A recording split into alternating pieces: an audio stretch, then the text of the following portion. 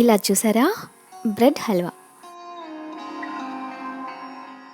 Hi friends, నమస్తే. Welcome to flavours of home made.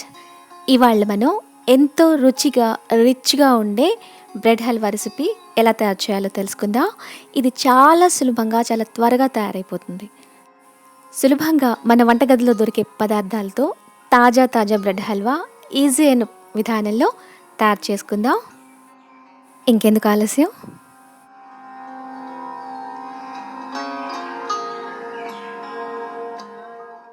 ఈ bread halwa తయారు చేయడం కోసం మిల్క్ బ్రెడ్ అవసరం అవుతుంది. ఇక్కడ నేను 6 మిల్క్ బ్రెడ్ స్లైసెస్ తీసుకున్నాను. తర్వాత ఇలా సైడ్స్ కట్ చేసుకుని, అంటే అంచుల్ని కట్ చేసుకొని వేరు చేసుకొని రెడీ చేసుకోవాలి. అంచులు కట్ చేసుకున్న తర్వాత వాటిని చిన్న ముక్కలుగా కూడా కట్ చేసి రెడీ చేసుకోవాలి.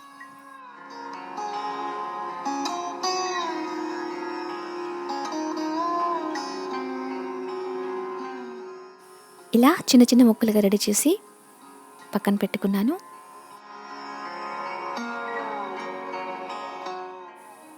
ఇప్పుడు ఒక కడాయి తీసుకుని అందులో 1 టీ స్పూన్ నెయ్యి వేసుకుని, నెయ్యి కాస్త కరగగానే ఇందులో జీడిపప్పు, ఎండు ద్రాక్ష వేసుకుని దోరగా ఫ్రై చేసుకోవాలి. ఈ బ్రెడ్ హల్వాలో మనకు నచ్చిన ఎలాంటి డ్రై ఫ్రూట్స్ అండ్ నట్స్ అయినా సరే కాస్త దోరగా వేయించి వేసుకుంటే చాలా బాగుంటుంది. బ్రెడ్ హల్వాకి చాలా రిచ్నెస్ వస్తుంది. ఇక్కడ నేను కొన్ని డ్రైడ్ క్రేన్బెర్రీస్ కూడా వాడాను. వీటన్నిటిని ఇలా దోరగా వేయించి తీసి పక్కన పెట్టుకున్నాను.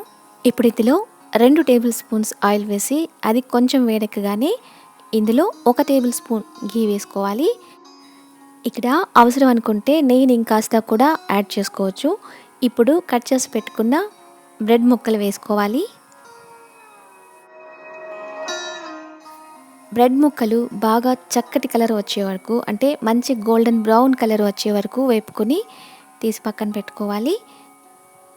బ్రెడ్ వేపుకునేటప్పుడు అందులో నెయ్యి ఎంత వేసుకున్నా సరే పీల్చేసుకుంటుంది. ఇలా చూసారా, బ్రెడ్ ముక్కలు చక్కగా వేగి గోల్డెన్ బ్రౌన్ కలర్లో వచ్చాయి కదా, ఇలా వేపుకోవాలి. సో వీటిని పక్కన ఉంచుకుందాం. తర్వాత ఒక ప్యాన్ పెట్టుకొని అందులో 150 గ్రామ్స్ షుగర్ పౌడర్ వేసి అందులో 200 ml వాటర్ పోసుకొని పాకం పట్టుకోవాలి. అంటే చక్కెర కరిగించుకొని పాకం పట్టుకోవాలి. పాకం అంటే మనం గులాబ్ జామున్స్కి వాటికి పాకం పట్టుకుంటాం కదా, అలా అవసరం లేదు. ఇది ఒక తీగ పాకానికి, లేత పాకానికి మధ్యలో ఉంటే సరిపోతుంది. సో ఎక్కువ గట్టి పాకం దీన్ని పట్టుకోవాల్సిన అవసరం లేదు. లేత పాకానికి, ఒక తీగ పాకానికి మధ్యలో పాకం పట్టుకుంటే సరిపోతుంది. ఇలా చూసారా, వాటర్ తోటి చక్కెర చక్కగా కరిగి చక్కెర సిరప్ అంటే లేత పాకం మనకు తయారైంది. ఇప్పుడు ఈ స్టేజ్లో కొంచెం 1/4 టీ స్పూన్ ఇలాచీ పౌడర్ని, అంటే యాలకుల పొడి కూడా వేసుకోవాలి. యాలకుల పొడి వేస్తున్న వీడియో స్కిప్ అయింది. ఇప్పుడు ఇందులో మనం వేపుకొని రెడీ చేసి పెట్టుకున్న బ్రెడ్ ముక్కలు వేసుకోవాలి.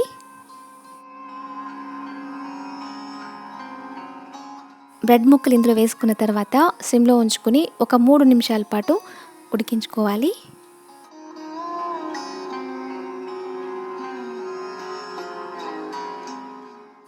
ఇలా ఉడికిన తర్వాత బ్రెడ్ ముక్కలు చక్కెర పాకాన్ని చక్కగా పీల్చుకొని మెత్తపడతాయి.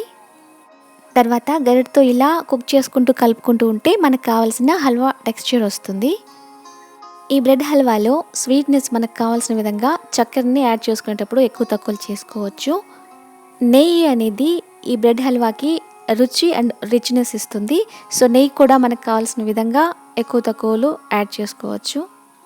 ఈ బ్రెడ్ హల్వాలో జాగరీ పౌడర్, అంటే బెల్లం పౌడర్ కూడా వేసి దీన్ని తయారు చేయొచ్చు. అది కూడా చాలా టేస్టీగా ఉంటుంది. And dry fruits, dry nuts మనకు నచ్చిన ఎలాంటివైనా వేసుకోవచ్చు.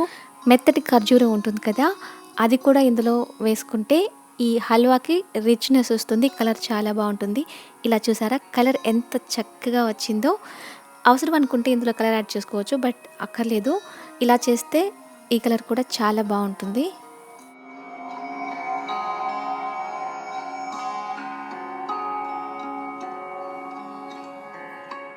ఇప్పుడు ఇందులో 2 టేబుల్ స్పూన్స్ పాలను యాడ్ చేసుకున్నాను.